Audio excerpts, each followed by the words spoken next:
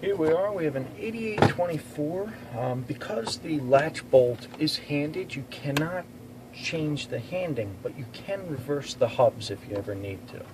So here's how it's done. You take out the 4 case cover screws. I'm going to zoom in just a little bit. There we go. Take out the case cover screws. 1, 2, 3. Now right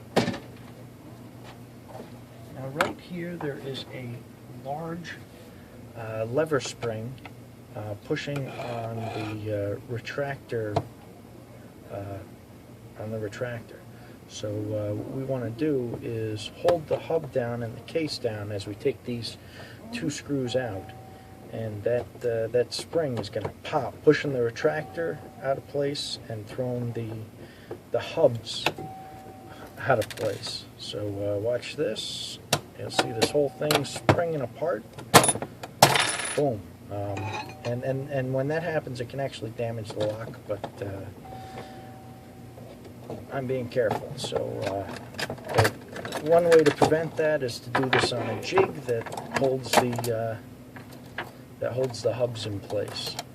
But so you can see this was handed left hand. So now I'm going to make it left hand reverse, flipping the hubs over. Okay, you can see my retractor lever popped out, and the pivot pin for the retractor lever has to go back in. Boom.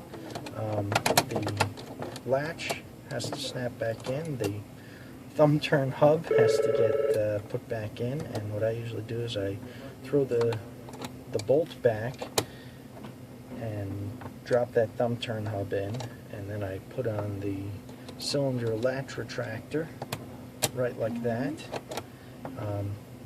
I'll put the stop bar back in place, and you can see the stop bar has a roll pin which interacts with this lever here.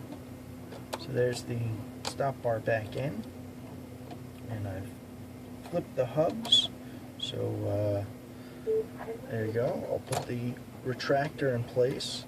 Now I will get this spring in place. The way to get the spring in place is to line it up like so, grab it with a pair of needle nose pliers, and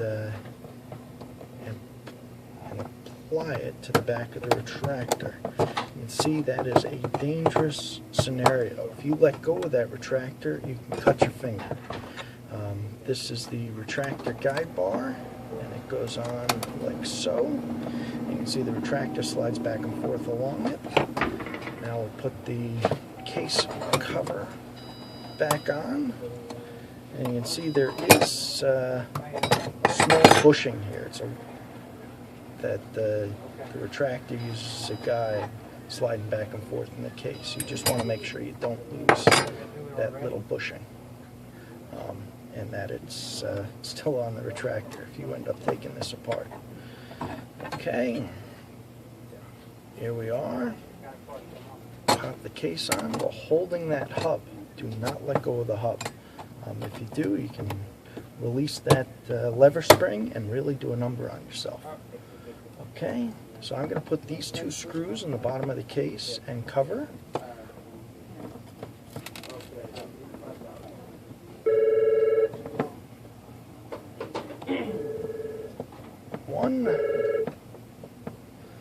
And you can see that the retractor pivot pin, retractor lever pivot pin is lined up.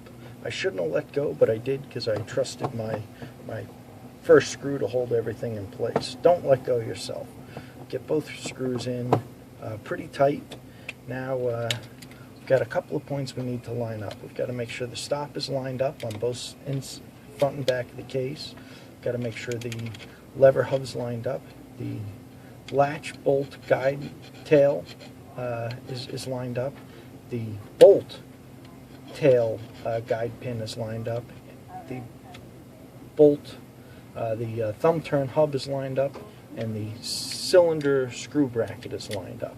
So what I'm going to do is I'm going to throw the bolt. There we go. And you can see if I push on the bolt, I'll pull the bolt tail guide pin into place and line it up. Then I can take my my spindle or my screwdriver and pop the thumb turn hub into place just by wiggling it back and forth.